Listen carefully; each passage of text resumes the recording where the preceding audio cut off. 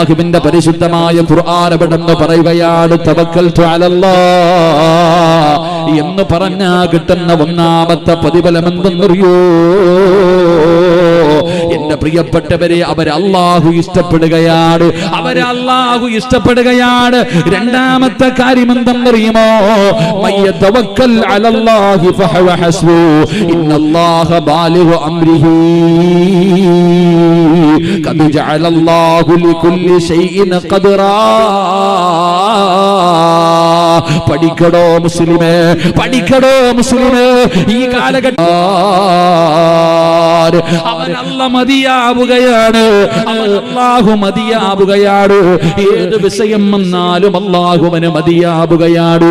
ഒരു പേടിയുമില്ല, ഒരു പ്രയാസവുമില്ല, ഒരു ദുഃഖവുമില്ല, അവന് പരാതിയില്ല. കാണുന്നവരോട് മുഴുവനും പരാതി പറഞ്ഞുകൊണ്ട് നടക്കുന്നവനല്ല. എന്റെ പ്രിയപ്പെട്ടവരെ, അവൻ അല്ലാഹു മതിയാവുകയാണ്, അല്ലാഹു അവന് മതിയാകുകയാണ്. മഹാനായ ഖലീലുല്ലാഹി ഇബ്രാഹിം നബി അലൈഹിസ്സലാം, നമ്രൂദ് എന്ന് പറയുന്ന ഭരണാധികാരി ഇബ്രാഹിം നബി അലൈഹിസ്സലാം വിഗ്രഹങ്ങളെ തകർത്തതിന്റെ പേരിൽ പിടിച്ചുകൊണ്ട് വരികയാണ്. എല്ലാവരും പറഞ്ഞു ഇബ്രാഹിമിന് ഏറ്റവും വലിയ ശിക്ഷ കൊടുക്കണം, എല്ലാവർക്കും മാതൃകയാകുന്ന ശിക്ഷ കൊടുക്കണം. ഇബ്രാഹിം നബി അലൈഹിസ്സലാമിനെ അവിടെ നിന്ന് തീക്കുണ്ടാലത്തിൽ വലിച്ചെറിയാ തീരുമാനിച്ചു. ജനങ്ങൾ വലിയൊരു കുടിയെടുക്കുകയാണ്, വലിയൊരു കുടിയെടുക്കുകയാണ്. വിറക് ശേഖരിച്ചു കൊണ്ടുവന്ന് തീ കത്തിക്കുകയാണ്. ഒരാൾക്ക് പോലും അതിന്റെ അടുത്തേക്ക് പോകാൻ കഴിയുന്നില്ല. ഇബ്രാഹിം നബി അലൈഹിസ്സലാമിനെ കൊണ്ടിടാൻ കഴിയുന്നില്ല. ആ തീയുടെ വലിപ്പം എന്തെന്നറിയുമോ? ആകാശത്തിലൂടെ പറന്നു പോകുന്ന പറവകൾ പോലും കരിഞ്ഞു വീഴുന്ന രീതിയിൽ ഭയാനകമായ ഒരു തീക്കുണ്ടാരം ഉണ്ടാക്കുകയാണ്. ഇബ്രാഹിം നബി അലൈഹിസ്സലാമിന് അമ്പും വില്ലും തയ്യാറാക്കി വെച്ചിരിക്കുകയാണ്. ആ തീക്കുണ്ടാരത്തിലേക്ക് എയ്ത് വിടുന്നതിന് വേണ്ടി ഇബ്രാഹിം നബിയുടെ കൈകാലുകൾ കെട്ടി ഉയരമുള്ള സ്ഥലത്തിങ്ങനെ കയറ്റി നിർത്തിയിരിക്കുകയാ. ഇങ്ങനെ എയ്ത് വിടുന്നതിന് വേണ്ടി ഇബ്രാഹിം നബിയെ തയ്യാറാക്കി നിർത്തിയിരിക്കുകയാണ്. ശത്രുക്കൾ അമ്പയ്യാ സമയമാകുമ്പോ അതാ വരുന്ന മുഖറബുൽ അംലാക്ക് മലക്കു ജിബ്രീൽ. ആകാശ ലോകത്ത് നിന്ന് ജിബ്രീൽ എന്ന് പറയുന്ന മലക്ക് കടന്നു വരികയാ. ഇബ്രാഹിം നബിയോട് ചോദിക്കുന്നു, നബിയേ ഞാൻ രക്ഷപ്പെടുത്തട്ടെ നബിയേ, ഞാൻ രക്ഷപ്പെടുത്തട്ടെ.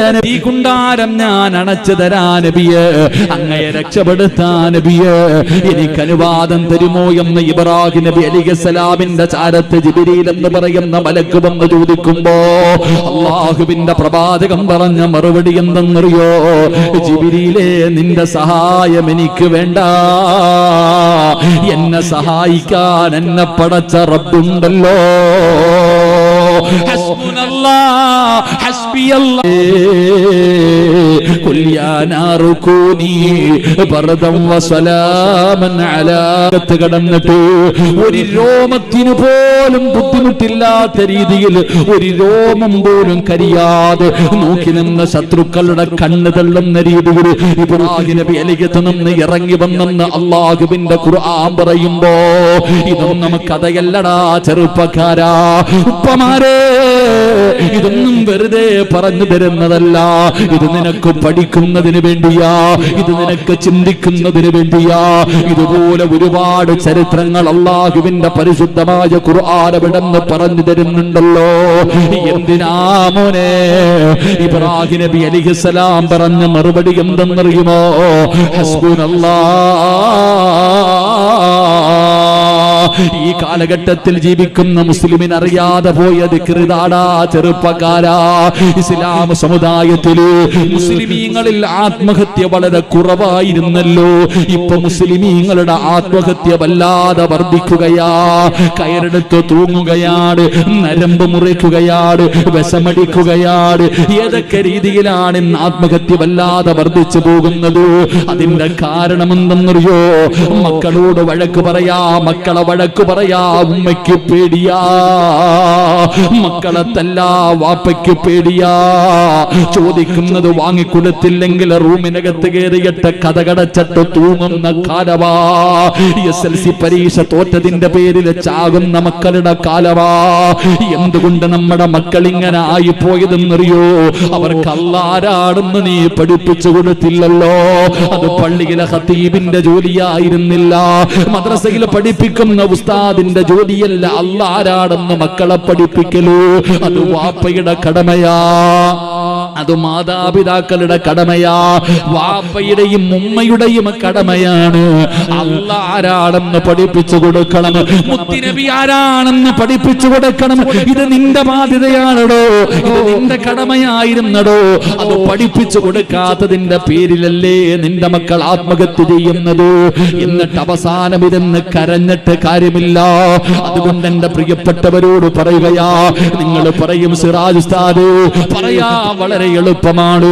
ജീവിതത്തിൽ ചില പ്രയാസം വരുമ്പോ സമ്പത്തുകൾ മുഴുവനും നഷ്ടപ്പെട്ട് കോടികളുടെ കടം വന്ന് വീടിന്റെ മുന്നിലേക്ക് കടക്കാര് വരുന്ന രംഗമുണ്ടല്ലോ, തകർന്നു പോകുന്ന ചില സമയമുണ്ടോ, മാരകമായ രോഗങ്ങൾ പിടിച്ചു പടച്ചവനെ പ്രയാസപ്പെട്ട് ദുഃഖപ്പെട്ട് സമ്പത്ത് തീർന്നു, എല്ലാവർക്കും ബാധ്യതയായി അവസാനം ഒരു തുണ്ട് കയറിലെ ജീവിതം അവസാനിപ്പിക്കുന്ന രംഗമുണ്ടല്ലോ. പലപ്പോഴും അങ്ങനെ ചില രംഗങ്ങൾ കടന്നു വരും. റബ്ബേ നീ ഞങ്ങൾക്ക് ഈമാൻ നൽകണേ അല്ലാ, ക്ഷമിക്കാനുള്ള മനസ്സ് നൽകണേ അല്ലാ. അതുകൊണ്ട് ഇവിടെ ഇരിക്കുന്നവരോട് പറയുകയാ, ജീവിതത്തിൽ ഇതുപോലെ പ്രയാസമുള്ള രംഗങ്ങൾ കടന്നു വന്നാൽ, താങ്ങാൻ കഴിയാത്ത വേദന വന്ന ഈ ജീവിതം അങ്ങ് അവസാനിപ്പിക്കണമെന്ന് തോന്നുന്ന ചില സമയമുണ്ടല്ലോ, മരിക്കാൻ തോന്നുന്ന സമയമുണ്ടല്ലോ, മരിക്കാൻ തോന്നുന്ന സമയമുണ്ടല്ലോ. ആ സമയത്തിൽ പറയാനൊരു ദിക്ർ പറഞ്ഞു തരട്ടെ. ആ സമയത്ത് പറയാനുള്ള ദിക്ർ ഏതെന്നറിയോ?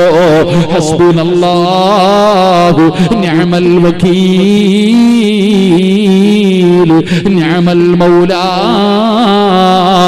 വനിഅമൻ നസീർ. ഇത് 3 വട്ടമെന്ന് പറവാപ്പാ. ജീവിതം അവസാനിപ്പിക്കണമെന്ന് തോന്നുമ്പോ, ഹൃദയം പൊട്ടുന്ന വേദനയുണ്ടാകുമ്പോ, പിടിച്ചു നിൽക്കാൻ കഴിയാത്ത രംഗം വരുമ്പോ ഈ ദിക്ർ നിനക്കൊന്ന് പറയാൻ പറ്റുമോ? ഇതല്ലേ ഇബ്രാഹിം നബി പറഞ്ഞത്, ഇതല്ലേ യൂസുഫ് നബി പറഞ്ഞത്, ഇതല്ലേ ഇതാര് പറഞ്ഞ ദിക്റെന്നറിയോ? അല്ലാഹുവിന്റെ റസൂലിന്റെ പ്രിയപ്പെട്ട ഭാര്യയായ മഹദി ആയിഷ ബീബി റളിയല്ലാഹു തആല അൻഹ, അല്ലാഹുവിന്റെ പ്രവാചകനായ അല്ലാഹുവിന്റെ പ്രവാചകന്റെ ഭാര്യയായ ആയിഷ ബീബി റളിയല്ലാഹു തആല അൻഹ, ആയിഷ ബീബിയെ കുറിച്ച് വ്യഭിചാരത്തിന്റെ ആരോപണം നടത്തുകയാ. അല്ലാഹുവിന്റെ പ്രവാചകന്റെ പ്രിയപ്പെട്ട ഭാര്യയും ബദരീങ്ങളിൽപ്പെട്ട സ്വഹാബിയാണ് സൗബാ റളിയല്ലാഹു തആല അൻഹു. ഈ രണ്ടുപേരെയും ചേർത്ത് വെച്ചിട്ട് വ്യഭിചാരത്തിന്റെ ആരോപണം നടത്തുകയാ. മുനാഫിക്കീങ്ങളാണ് തുടങ്ങിയത്, പിന്നെ പുതിയ മുസ്ലിമീങ്ങളെ പിടിച്ചു, പിന്നെ പറയാൻ തുടങ്ങി മദീന മുഴുവനും അല്ലാഹുവേ എല്ലാവരും ആയിഷ ബീബി വ്യഭിചരിച്ചതിനെ കുറിച്ച് ചർച്ച ചെയ്യുകയാ. അല്ലാഹുവിന്റെ റസൂല് കേട്ട് മടുക്കുകയാണ്. എവിടെ പോയാലും ആയിഷ, എവിടെ പോയാലും ആയിഷ.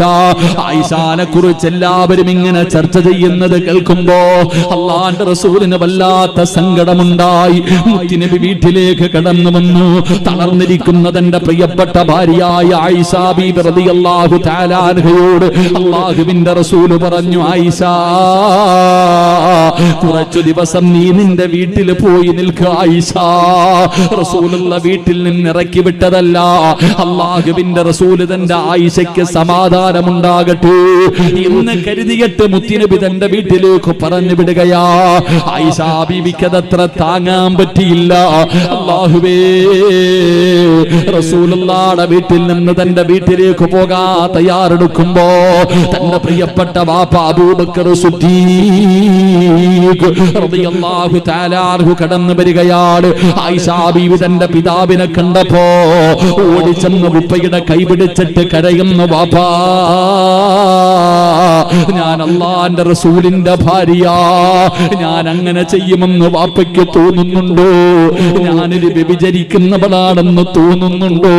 ഉപ്പാടെ കയ്യിൽ പിടിച്ചു പൊന്നാര മകള് കരയുമ്പോ അതാ അബൂബക്കർ തങ്ങളൊന്നും മിണ്ടിയില്ല. പടച്ചവനെ തന്റെ വീട്ടിലേക്ക് കടന്നു ചെല്ലുമ്പോ 9.5 മാസക്കാലം ഗർഭം ചുമന്ന് മരണവേദനയുടെ വേദനയെന്നുണ്ട് പ്രസവിച്ച തന്റെ പ്രിയപ്പെട്ട പൊന്നുമകളുടെ കണ്ണ് നിറഞ്ഞാൽ ഏതുമ്മയ്ക്കാടോ താങ്ങാൻ പറ്റുക? നെഞ്ചുപൊട്ടുന്ന ഹൃദയത്തോടെ ആയിഷാ ബീവി റളിയല്ലാഹു തആല മാതാവിന്റെ മാറിടത്തിലേക്ക് ചെന്ന് ചേർത്ത് പിടിച്ചിട്ട് കരഞ്ഞുകൊണ്ട് പറയുന്ന ഉമ്മ, ഞാൻ തെറ്റുകാരിയല്ല ഉമ്മ. അവിടുന്ന് മാതാവിന്റെ മുന്നിൽ പോയി പൊട്ടിക്കരഞ്ഞുകൊണ്ട് പറയുമ്പോ ഉമ്മ പറയുന്നു, മോളെ തെളിവുകൾ മുഴുവനും നിനക്കെതിരാ, തെളിവുകളെതിരാണ്. ആയിഷാ ബീവി അതാ വീടിനകത്തേക്ക് കേറുകയാ. നിന്നെ പോലെ 18, 20, 25, 30 വയസ്സൊന്നുമില്ലായിരുന്നു പെങ്ങള്, ചെറിയ പ്രായമായിരുന്നു. ആയിഷാ ബീവി അവിടെ നിന്ന് നരമ്പ് മുറിച്ചില്ല, വിഷമെടുത്ത് കുടിച്ചില്ല, തൂങ്ങാൻ തയ്യാറായില്ല. വീടിനകത്ത് കയറിയിട്ട് ഒറ്റക്കിരിക്കുകയാ. നിന്റെ മകളുടെ പ്രായമേ ഉള്ളൂ, നിന്റെയൊക്കെ മക്കളുടെ പ്രായമേ ഉള്ളൂ. ആയിഷാ ബീവി റളിയല്ലാഹു തആല വീടിനകത്ത് കയറിയിട്ട് ഇരിക്കുകയാണ്. ദിവസങ്ങൾ കഴിഞ്ഞു. എല്ലാ ദിവസവും സുബഹി നമസ്കാരം കഴിഞ്ഞിട്ട് ആയിഷാ ബീവി വീടിന്റെ വാതിലിൽ ഇങ്ങനെ നോക്കി നിൽക്കുകയാണ്. അല്ലാഹുവിന്റെ റസൂല് വരുന്നുണ്ടോ?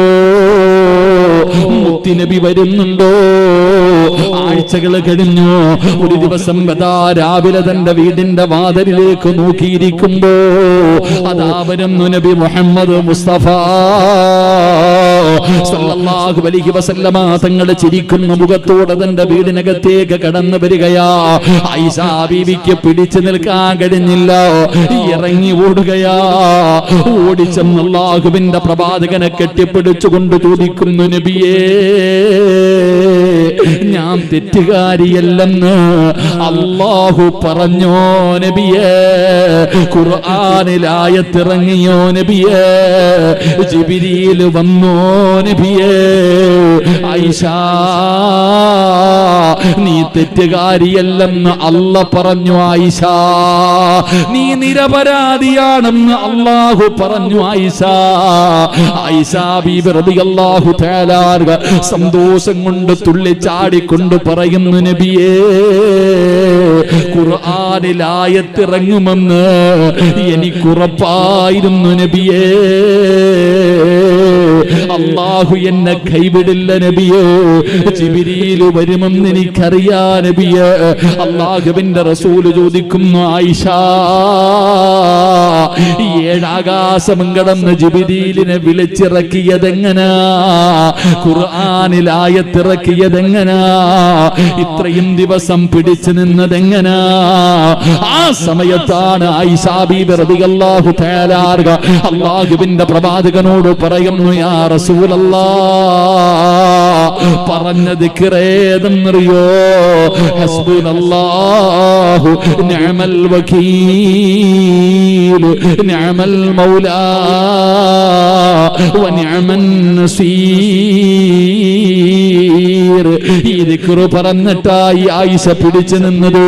അതുകൊണ്ട് ഈ സദസ്സിൽ കടന്നു വന്നവരോട് പറയുകയാ, ഇത് സാധാരണ ദിക്റല്ല, ഇത് ഈമാൻ ഉറയ്ക്കുന്ന ദിക്റാ, മനസമാധാനം കിട്ടുന്ന ദിക്റാ, മനസ്സിന് ധൈര്യം കിട്ടുന്ന ദിക്റാ. ഹസ്ബുനല്ലാഹ് ഹസ്ബുനല്ലാഹ്. അതുകൊണ്ട് തവക്കൽതു അലല്ലാഹ് നാവിന്റെ തുമ്പിലേക്ക് കടന്നു വരട്ടെ. എപ്പോഴും പറയണേ, ഏത് കാര്യത്തിലും പറയണേ. കിട്ടുന്ന രണ്ടാമത്തെ പ്രതിഫലം എന്താ? നിനക്കല്ല മതിയടാ ചെറുപ്പക്കാരാ. എത്ര വലിയ പ്രയാസം വന്നാൽ എന്റെ റബ്ബെന്നെ കൈവിടൂല. എന്റെ റബ്ബെന്നെ കൈവിടൂല. അല്ല എന്റെ കൂടെയുണ്ടല്ലോ ഉസ്താദേ, പടച്ച റബ്ബന്റെ കൂടെയുണ്ടല്ലോ. ഈ ഒരു ഈമാനാടോ വേണ്ടത്, ഈ ഒരു ഈമാനാടോ വേണ്ടത്. അതുകൊണ്ട് അല്ലാഹുവിന്റെ പരിശുദ്ധമായ ഖുർആൻ എവിടെന്ന് പറയുകയാ. അല്ലാഹുവിന്റെ ഖുർആൻ പറയുന്നു, ഇന്നല്ലാഹ ബാലിഗു അംരിഹി ഖദ് ജഅലല്ലാഹു ലികുല്ലി ഷൈഇൻ ഖദറാ. അല്ലാഹുവിന്റെ വിശുദ്ധമായ ഖുർആൻ എവിടെന്ന് പറയുകയാ. അല്ലാഹുവിന് മതിയാവുകയാണ്, പടച്ച റബ്ബിന് മതിയാവുകയാണ്. അതുകൊണ്ട് ഈ സദസ്സിലിരിക്കുന്നവരോട് പറയുകയാ, ഏത് പ്രയാസത്തിലും നിങ്ങളെ റബ്ബ് കൈവിടൂല. നമ്മുടെ ഈമാൻ ഉറക്കണമല്ലോ. അല്ലാഹുവേ, ഞങ്ങളുടെ ഈമാൻ ഉറപ്പിച്ച് തരണേ അല്ലാ. ഞങ്ങളുടെ ഈമാൻ നിലനിർത്തി തരണേ അല്ലാ. എന്റെ പ്രിയപ്പെട്ട സഹോദരങ്ങളെ, മൂന്നാമത്തെ പ്രതിഫലം തവക്കൽതു അലല്ലാഹ് എന്ന് പറഞ്ഞാൽ അവൻ അള്ളാഹുവിന്റെ സഹായം കിട്ടും. അള്ളാഹു നമുക്ക് ഈമാൻ നൽകുമാറാകട്ടെ. ഉറക്കപ്പറ അള്ളാഹു സഹായം നൽകുകയും അനുഗ്രഹിക്കുമാറാകട്ടെ. എന്റെ പ്രിയപ്പെട്ടവരെ, നമ്മൾ വെറുതെ അല്ല തവക്കൽതു അലല്ലാഹ് എന്ന് പറഞ്ഞാൽ അള്ളാഹുവിലേക്ക് നമ്മുടെ കാര്യങ്ങൾ ഏൽപ്പിച്ചു കഴിഞ്ഞാൽ പടച്ച റബ്ബിന്റെ സഹായം നമുക്ക് കിട്ടും. ഞാൻ നിന്നോട് ചോദിക്കട്ടെ, അല്ല ഖുർആനിലൂടെ ചോദിക്കുന്നുണ്ട്, സ്വർഗത്തിലേക്ക് ഓസിന് പോകാൻ പറ്റുമെന്ന് നീ കരുതിയോ? ഇതിനുള്ള മറുപടിയാ അല്ലാഹു ചോദിക്കുകയാ. അം ഹസിബതും അൻ തദ്ഖുലുൽ ജന്ന വലമ്മാ യഅതികും മസലുൽ ലദീന ഖലൗ മിൻ ഖബ്ലിക. അല്ലാഹു ചോദിക്കാ, നീ വിചാരിച്ചോ വയനാട് ചുരം കയറുന്ന പോലെ സ്വർഗ്ഗമെന്ന്? അള്ളാഹു ചോദിക്കുകയാ, എന്റെ സ്വർഗത്തിലേക്ക് ഓസിന് കയറി പോകാൻ പറ്റുമെന്ന് നീ കരുതിയോടാ? ഇല്ലടാ ചങ്ങാതി. അല്ല പറയില്ല. നീ എന്താ വിചാരിച്ചേ? ഞങ്ങൾ ഈ ബിലാല് തങ്ങള് പഴുത്ത് കിടക്കുന്ന മലരാരണ്യത്തിലും മലർത്തിക്കിടത്തിയിട്ട് തന്റെ നെഞ്ചത്തേക്ക് കരിമ്പാറയെടുത്ത് വെച്ച് ചാട്ടവാറ് കൊണ്ട് തല്ലുമ്പോഴും അല്ലാഹു അഹദെന്ന് വിളിച്ച ബിലാല് തങ്ങളുടെ ചരിത്രം പറഞ്ഞത് പിരിക്കാനാണെന്നാ നീ വിചാരിച്ചല്ലേ? സുമയ്യ ബീബി റളിയല്ലാഹു തആല അൻഹയുടെ ഗുഹ്യഭാഗത്തേക്ക് പഴുപ്പിച്ച കമ്പി കുത്തിയിറക്കിയിട്ട് വലിച്ചു പറിച്ച കഥ പറഞ്ഞത് ചെവി കിടക്കണ കമ്മൽ ഊരാനാന്ന് ആമിനാത്ത വിചാരിച്ച അല്ല. ഈ വിചാരിച്ചതൊക്കെ വെറുതെയാണെന്ന് അല്ല. അള്ളാഹു നിനക്ക് ധൈര്യം തരികയാ. പഠിച്ചോ. നിനക്കല്ല ഒരു ഇതൊക്കെ പഠിപ്പിച്ചു തരാ, ഒരു ധൈര്യം ഇതുപോലെ നിനക്കും വരാൻ പോകുന്നു എന്ന് മനസ്സിലാക്കാൻ. അല്ലാതെ ഓസിനൊന്നുമല്ലടോ. പൗരത്വ ബില്ലും NRC ഒക്കെ വരുമ്പോ ഭയക്കുന്ന എന്തിനാ? പോകാൻ പറഞ്ഞാ പോണം. അള്ളാഹു ഈമാൻ തരുമാറാ. ഞാൻ അങ്ങനെ ചിന്തിക്കുന്ന ആളാ. നീ എന്ത് വിചാരിച്ച് നീ ഇങ്ങനെ പറയും, അല്ലാഹുവാണ് വലിയവൻ, അല്ലാഹുവാണ് വലിയവൻ, അല്ലാഹുവാണ് വലിയവൻ? നാവ് കൊണ്ട് പറഞ്ഞാ പോരടോ. മക്കയിൽ നിന്ന് മദീനയിലേക്ക് മുസ്ലിമീങ്ങളായ സഹാബത്ത് ഹിജ്റയ്ക്കൊരുങ്ങുമ്പോ മക്കക്കാര് പറഞ്ഞു, എടാ നീയൊക്കെ ഉണ്ടാക്കിയത് മുഴുവനും ഇവിടെ ഇടണം, വീടും സ്വത്തും പണവും സർവ്വതും ഇവിടെ ഇട്ടിട്ട് നീയും നിന്റെ അല്ലാഹും മുഹമ്മദും പൊക്കോളാൻ. ഇത് പറഞ്ഞ് മുസ്ലിമീങ്ങളായ സഹാബത്തിനോട് പറഞ്ഞു, മുഹാജിറിനോട് പറഞ്ഞു, ഇവിടെ ഉണ്ടാക്കിയത് മുഴുവൻ ഇവിടെ ഇട്, നിന്റെ ഒന്നും നാടല്ല, ഇടവിടെ നിന്റെ വീടും നിന്റെ സ്ഥലവും നിന്റെ സമ്പാദ്യം ഇവിടെ ഇട്ടിട്ട് ഇട്ടിരിക്കുന്ന വസ്ത്രത്തോടെ പോടാ അല്ലാഹയെ കൊണ്ട്. അവരതിന് തയ്യാറായി. അവരെന്ത് പറഞ്ഞു? അല്ലാഹുവാണ് വലിയവൻ, നിങ്ങളുടെ ഒന്നും എനിക്ക് വേണ്ട. അല്ലാഹുവാണ് വലുത് എന്ന് പറഞ്ഞ് സർവ്വതും ഇട്ടിട്ട് മദീനത്ത് പോയി. അല്ലാഹു അവരെ സഹായിച്ചത് എങ്ങനെന്നറിയോ? 2 വീടുള്ളവർ 1 വീട് കൊടുത്തു, തോട്ടമുള്ളവർ തോട്ടം കൊടുത്തു. എന്തിനെന്നറിയോ? 1 കൂടുതൽ ഭാര്യമാരുള്ളവർ 1 ഭാര്യയെ തലാക്ക് പറഞ്ഞിട്ട് അവർക്ക് വിവാഹം കഴിച്ചു കൊടുത്തു. ഇതാ സഹായം. അതാണ് അൻസാരിങ്ങളുടെ സഹായം. നിന്നോട് ഓടാൻ പറഞ്ഞപ്പോഴേ നീ വിറയ്ക്കാൻ തുടങ്ങി. 2-3 ചെറിയ ഓലപ്പണക്കം പൊട്ടിച്ചപ്പോഴേ നമ്മളിപ്പോ പേടിച്ചു തുടങ്ങി. ഇനി ബാക്കിയൊക്കെ അമിട്ടൊക്കെ വരാനേ ഇരിക്കുന്നുള്ളൂ. അള്ളാഹു കാക്കുമാറാകട്ടെ. എന്റെ പൊന്നാര ചങ്ങാതി, നീ എന്താടാ? എടാ നീ ആരെന്നറിയോ?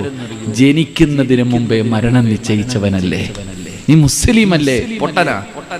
എന്റെ ഉമ്മയുടെ ഗർഭാശയത്തിൽ കടന്നപ്പോ അല്ലാഹു സുബ്ഹാനഹു വ തആല മാസങ്ങളായപ്പോ എന്റെ മരണം എഴുതി വെച്ചിട്ടുണ്ട്. ഞാൻ എവിടെ കിടന്ന് എങ്ങനെ മരിക്കുമെന്ന് തട്ടിമാറ്റാൻ മോഡി അണ്ണനെ കൊണ്ട് പറ്റുമോ? പറ്റൂല. അമേരിക്കയുടെ പ്രസിഡന്റിനെ കൊണ്ട് പറ്റുമോ? പറ്റൂലടോ. ലോകത്ത് ഒരുത്തനെ കൊണ്ടും എന്റെ മരണസമയം മാറ്റാൻ പറ്റൂല. അതല്ല തീരുമാനിച്ചതാ, അത് റബ്ബ് തീരുമാനിച്ചതാ. ഞാൻ ഇന്ന് വയലിന് വന്നതല്ല. എന്റെ റിസ്ക് ഇവിടെ ജബ്ബാർ, എന്റെ പേരെന്താ? ജാബിറിന്റെ വീട്ടിൽ എനിക്ക് അല്ലാഹു ചപ്പാത്തി എഴുതിയിട്ടുണ്ടായിരുന്നു, ദോശ എഴുതിയിട്ടുണ്ടായിരുന്നു. അത് തിന്നാനാ ഞാൻ വന്നേ. ഗൾഫിൽ കിടന്ന ജാബിറിനെ ഇവിടെ വരുത്തിച്ചില്ലേ അല്ലാ? എന്റെ അവർ വീട്ടിൽ എന്നെ കൊണ്ടുവന്ന് ഭക്ഷണം തിന്നിച്ചില്ലേ? എന്റെ തിന്നേണ്ട ഭക്ഷണം അല്ലാഹ് എഴുതിയിട്ടുണ്ട്, അത് ഞാൻ പോയി കഴിക്കുക തന്നെ ചെയ്യും. തട്ടാൻ ആരെ കൊണ്ടും പറ്റൂല. നമ്മളൊക്കെ ജനിയുടെ ബാങ്ക് ഇക്കാമത്തും കൊടുത്ത മഹാനല്ലേ നീ? ഒരു ചെവിയിൽ ബാങ്ക്, ഒരു ചെവിയിൽ ഇക്കാമത്ത്. എന്തിന്? മരിച്ചാ കൊണ്ടുപോയി കുളിപ്പിച്ച് കബറടക്കണം, സമയമില്ല. നമ്മളാ പേടിച്ച് കിടക്കണത്. അല്ലാഹു ഈമാൻ നൽകുമാറാകട്ടെ. ഇടയ്ക്കിടയ്ക്ക് അല്ലാഹ് ആരാണെന്നൊന്ന് ഓർത്തു നോക്കണം കേട്ടോ. നിന്റെ റബ്ബാരാടാ, നിന്റെ റബ്ബാരാണെന്ന് ഇടയ്ക്കിടയ്ക്ക് നീ ഒന്ന് ഓർക്കണം. അല്ലാഹു നമുക്ക് ഈമാൻ നൽകുമാറാകട്ടെ. പേടിക്കുന്നതിന് മുമ്പ്, വരണ്ടോടുന്നതിന് മുമ്പ് അല്ലാഹു ആരാണെന്ന് പഠിക്കണം. ഒരു ചരിത്രം ഞാൻ പറഞ്ഞു തരാം. അല്ലാഹ് ആരാണെന്നറിയോ? മഹാനായ ആദരവായ പ്രവാചകൻ നബി മുഹമ്മദ് മുസ്തഫ സല്ലല്ലാഹു അലൈഹി വസല്ലമ തങ്ങൾ അല്ലാഹുവിന്റെ റസൂൽ മദീനത്തേക്ക് ഹിജ്റ പോകാൻ ഒരുങ്ങുകയാണ്. മക്കയിൽ നിന്ന് ഹിജ്റ പോകാൻ തയ്യാറെടുക്കുമ്പോ ഇബ്ലീസാണ് പോയി പറയുന്നു, മുഹമ്മദ് നാട് വിടാൻ പോകുകയാണ്, കൊല്ലണമെങ്കിൽ ഇപ്പൊ കൊന്നുകൊള്ളണം, ഇനി ഒരിക്കലും നിങ്ങൾക്ക് മുഹമ്മദിനെ കൊല്ലാൻ അവസരം കിട്ടൂല. ഇബ്ലീസ് നടന്നു പറയുകയാണ്. അവസാനം ശത്രുക്കൾ മുഴുവനും അല്ലാഹുവിന്റെ റസൂലിന്റെ വീട് വളയുകയാ. ഓരോ ഗോത്രങ്ങളിൽ നിന്ന് തെരഞ്ഞെടുക്കപ്പെട്ടവർ ഊരി പിടിച്ച വാളുമായിട്ട് അല്ലാഹുവിന്റെ പ്രവാചകൻ സ്വല്ലല്ലാഹു അലൈഹി വസല്ലമ തങ്ങളുടെ വീട് വളഞ്ഞിരിക്കുകയാണ്. അല്ലാഹുവിന്റെ റസൂലിനെ കൊല്ലാൻ കേൾക്കടാ ചെറുപ്പക്കാരാ, പെങ്ങന്മാരെ, പേടിച്ച് പറയ്ക്കുന്നവര്, ഇത് അല്ലാഹ് ആരാണെന്ന് നിങ്ങൾക്ക് ഞാൻ പറഞ്ഞു തരാ. അല്ലാഹുവിന്റെ പ്രവാചകന്റെ വീട് മുഴുവനും വളഞ്ഞിരിക്കുമ്പോ അതാ അലിയാര് തങ്ങളും അല്ലാഹുവിന്റെ റസൂലും വീടിനകത്തുണ്ട്. മുത്തുനബി ചോദിക്കുന്നു, അലിയേ, ഞാൻ കിടന്ന സ്ഥലത്ത് നീ കിടക്കുമോ അലിയേ? യാ റസൂലല്ലാഹ്, എന്തിനാ നബിയേ ഞാൻ പേടിക്കുന്നത്? ഞാൻ കിടക്കാൻ നബിയേ, എനിക്കൊരു പേടിയുമില്ല നബിയേ. അലിയാര് തങ്ങൾ അവിടെ കിടക്കാൻ തയ്യാറായി. യാത്രയ്ക്ക് വേണ്ടി തയ്യാറെടുക്കുന്ന അല്ലാഹുവിന്റെ പ്രവാചകന്റെ മുന്നിലേക്ക് അതാ വരുന്ന മുഖറബുൽ അംലാക്ക് മലക്ക് ജിബ്രീൽ അലൈഹിസ്സലാം ഇറങ്ങി വരികയാണ്. റസൂലുള്ളാഹിയോട് പറയുന്നു, നബിയേ, യാത്രയ്ക്ക് വേണ്ടി ഇറങ്ങുമ്പോ ഒരു പിടി മണ്ണ് വാരണം നബിയേ, ഒരു പിടി മണ്ണ് വാരണം നബിയേ. എന്നിട്ട് എന്തോദണമെന്നറിയുമോ? വജഅൽനാ മിൻ ബൈനി ഐദീഹിം സദ്ദാ വമിൻ ഖൽഫിഹിം സദ്ദാ. യാസീൻ ഓതിയാ പോരാ, യാസീൻ ഓതിയാ പോരാ. അല്ലാഹുവിന്റെ പ്രവാചകനോട് പറഞ്ഞു, ഈ ആയത്തോദണം, ഈ ആയത്തോദണം, മണ്ണിലേക്ക് ഊതണം, വാതിൽ തുറക്കണം, നാലു ഭാഗത്തേക്കും മണ്ണ് വലിച്ചെറിഞ്ഞിട്ട് പോകും നബിയേ. അല്ലാഹുവിന്റെ പ്രവാചകൻ സ്വല്ലല്ലാഹു അലൈഹി വസല്ലമ തങ്ങൾ അവസാനം അവിടെ നിന്ന് വാതിൽ തുറക്കുന്നതിന് മുമ്പ് ഒരു പിടി മണ്ണ് വാരി, വജഅൽനാ മിൻ ബൈനി ഐദീഹിം സദ്ദാ വമിൻ ഖൽഫിഹിം സദ്ദാ. ഈ ആയത്തോതി മണ്ണിലേക്ക് പുതിയിട്ട് വാതിൽ തുറന്നിട്ട് നാലു ഭാഗത്തേക്കും വലിച്ചെറിഞ്ഞു. അതാ വാളും പിടിച്ചിരിക്കുന്നവന്മാരുടെ കണ്ണിന്റെ മുന്നിലൂടെ KGF-ലെ നായകനല്ലടാ നായകൻ, അല്ലാഹുവിന്റെ പ്രവാചകൻ ആ വാള് പിടിച്ചുകൊണ്ടിരിക്കുന്നവന്മാരുടെ കണ്ണിന്റെ മുന്നിലൂടെ മുത്തുനബി ഇറങ്ങിപ്പോയടാ. ഒരുത്തം പോലും അനങ്ങിയില്ലല്ലോ, ഒരാള് പോലും അനങ്ങിയില്ല. ജിബ്രീൽ AK-47 അല്ല കൊണ്ടുകൊടുത്തത്, ആറ്റം ബോംബല്ലടാ. ഒരു മുസ്ലിമിന്റെ കാലിന്റെ ചുവട്ടിൽ കിടക്കുന്ന മണ്ണിനതിനേക്കാളും വിലയുണ്ടടാ. 5 നേരം നിസ്കരിക്കുന്ന, അല്ലാഹുവിന്റെ മുന്നിൽ സുജൂദ് ചെയ്യുന്ന ഒരു വാപ്പയുടെ കാലിനടിയിൽ കിടക്കുന്ന മണ്ണിന് പോലും പവറുണ്ടടാ മുസ്ലിമേ. അല്ലാഹുവിന്റെ റസൂൽ അവിടെ ഇറങ്ങിപ്പോയി. നീ ചരിത്രം പഠിച്ചവനല്ലേ? അല്ലാഹുവിന്റെ പ്രവാചകനും അബൂബക്കർ സിദ്ദീഖ് റളിയല്ലാഹു തആല അൻഹു രണ്ടുപേരും ഗുഹയ്ക്കകത്തിരിക്കുമ്പോ അല്ലാഹുവിന്റെ റസൂൽ അതാ അബൂബക്കർ തങ്ങളുടെ മടിത്തട്ടിൽ കിടക്കുകയാണ്. റബ്ബേ, അബൂബക്കർ തങ്ങളുടെ കൈകാലുകൾ വിറയ്ക്കുകയാ.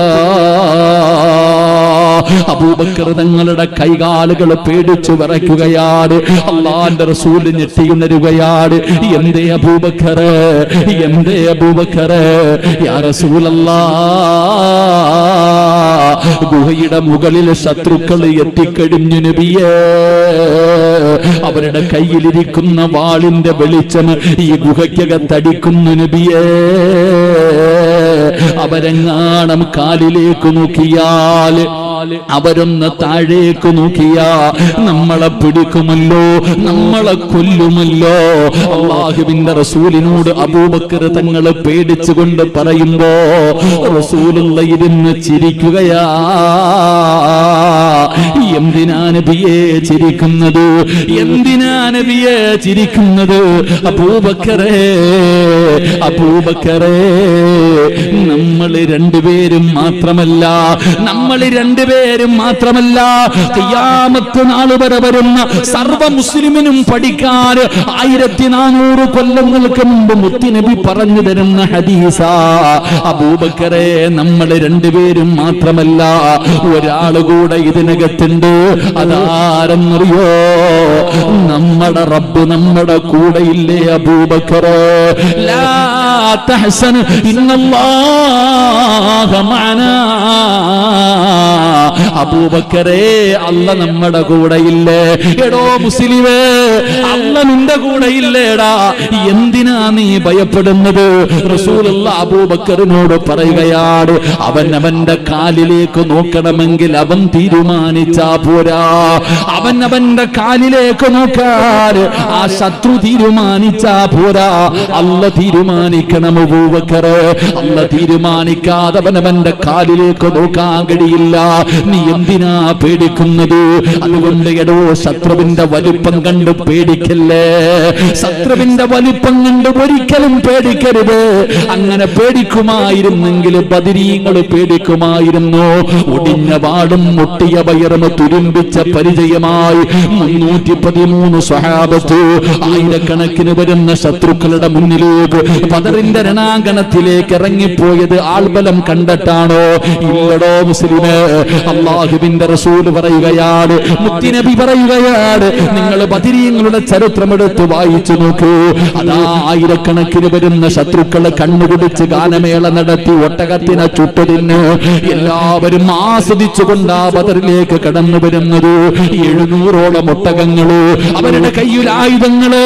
ബദരീങ്ങളുടെ ശത്രുക്കൾ അവരായിരുന്നു. അവരിറങ്ങി വരുമ്പോ അല്ലാഹുവിന്റെ റസൂലിന്റെ മുന്നിൽ ഒരു സഹാബി വരികയാ. യാ റസൂലല്ലാഹ്, യുദ്ധത്തിന് വേണ്ടി പോവുകയാണ് നബിയേ. എന്റെ കയ്യിലൊന്നുമില്ല നബിയേ, വാളില്ല, പരിചയില്ല, കുന്തമില്ല, എന്റെ കയ്യിലൊന്നുമില്ല നബിയേ. ഞാൻ ബദറിന്റെ രണാങ്കണത്തിലേക്ക് പോകുകയാണ്. അല്ലാഹുവിന്റെ റസൂലിന്റെ മുന്നിൽ വന്ന് പറയുമ്പോ താഴെക്കിടന്ന ഒരു ഈന്തപ്പന മരത്തിന്റെ മടലെടുത്ത് കയ്യിൽ കൊടുത്തടോ. ഈന്തപ്പന മരത്തിന്റെ മടലുണ്ടല്ലോ, ആ മടലെടുത്തിട്ട് അല്ലാഹുവിന്റെ റസൂല് കയ്യിൽ കൊടുത്തു. ഇതുകൊണ്ട് യുദ്ധത്തിന് പോകാൻ ബദറിന്റെ രണാങ്കണത്തിലേക്ക് കടന്നു ചെന്നിട്ടു തന്റെ കയ്യിലിരുന്ന ഈന്തപ്പന മരത്തിന്റെ മുണങ്ങിയ മടലുണ്ടല്ലോ, അത് വീശിയപ്പോ വാളുപോലെ തല പോയെന്ന് ചരിത്രം പറഞ്ഞത് വെറുതെയല്ലടോ. ആ മടലിന് പോലും ബഹുമതിയുണ്ടായിരുന്നു, അതിന് പോലും പവർ ഉണ്ടായിരുന്നു. അതുകൊണ്ട് ഞാൻ മുസ്ലിമീങ്ങളോട് ഓർമ്മപ്പെടുത്തുകയാ, അല്ല നമ്മുടെ കൂടെയുണ്ടടോ. അല്ല ഉള്ള കാലത്തോളം ഒരുത്തനും നമ്മളെ തകർക്കാൻ പറ്റൂല. ഇന്ന് വരെ നിങ്ങൾ ഏത് യുദ്ധമെടുക്കൂ, ബദറാകട്ടെ, ഉഹദാകട്ടെ, ഹന്തക്കാകട്ടെ, ഖൈബറാകട്ടെ, തബൂക്കാകട്ടെ, യർമൂക്കാകട്ടെ, ഈ ലോകത്ത് നടന്നിട്ടുള്ള ഏത് യുദ്ധം വേണമെങ്കിലും നിങ്ങൾ എടുത്തു നോക്കിക്കോ, ഭൂരിപക്ഷം ജയിച്ചിട്ടില്ല, ന്യൂനപക്ഷമേ ജയിച്ചിട്ടുള്ളൂ. അതുകൊണ്ട് ശത്രുവിന്റെ വലിപ്പം കൊണ്ട് പേടിക്കല്ലേ. അല്ല ഉണ്ടടോ നമ്മുടെ കൂടെ, അല്ല ഉണ്ടടോ നമ്മുടെ കൂടെ. അതുകൊണ്ട് നമ്മൾ എന്ത് ചെയ്യണമെന്നറിയോ? അല്ലാഹനെ നഷ്ടപ്പെടുത്തല്ലേ. അല്ലാഹുവിന്റെ സഹായം നഷ്ടപ്പെടുത്താതെ 5 നേരം നിസ്കരിച്ചുകൊണ്ട് നന്മകൾ ചെയ്തുകൊണ്ട് പടച്ച റബ്ബിനെ ഭയന്ന് ജീവിച്ചാൽ അല്ലാഹു നമ്മളെ സഹായിക്കുമെന്ന് ചരിത്രം പറയുകയാ. അതുകൊണ്ട് ഇവിടെ ഒരുമിച്ച് കൂടിയവരോട് പറയുകയാണ്, അല്ലാഹുവേ, നമുക്ക് കിട്ടുന്ന മൂന്നാമത്തെ പ്രതിഫലം തവക്കൽതു അലല്ലാഹ് എന്ന് പറയുന്ന ഒരു മനുഷ്യൻ അല്ലാഹു തരുന്ന മൂന്നാമത്തെ പ്രതിഫലം എന്തെന്നറിയോ? അവൻ അല്ലാഹുവിന്റെ സഹായം ലഭിക്കുമെന്ന് ആദരവായ പ്രവാചകൻ നബി മുഹമ്മദ് മുസ്തഫ സല്ലല്ലാഹു അലൈഹി വസല്ലമ തങ്ങൾ അവിടുന്ന് പറയുകയാ, അതുകൊണ്ട് എന്റെ പ്രിയപ്പെട്ടവരോട് അല്ലാഹുവിന്റെ സഹായം നമുക്ക് വേണമല്ലോ. പടച്ചറബ്ബേ, നീ ഞങ്ങളെ ദുനിയാവിലും ആഖിറത്തിലും നീ ഞങ്ങളെ സഹായിക്കണേ അല്ലാ. അതുകൊണ്ട് എന്റെ പ്രിയപ്പെട്ടവരെ പറഞ്ഞോ, തവക്കൽതു അലല്ലാഹ്.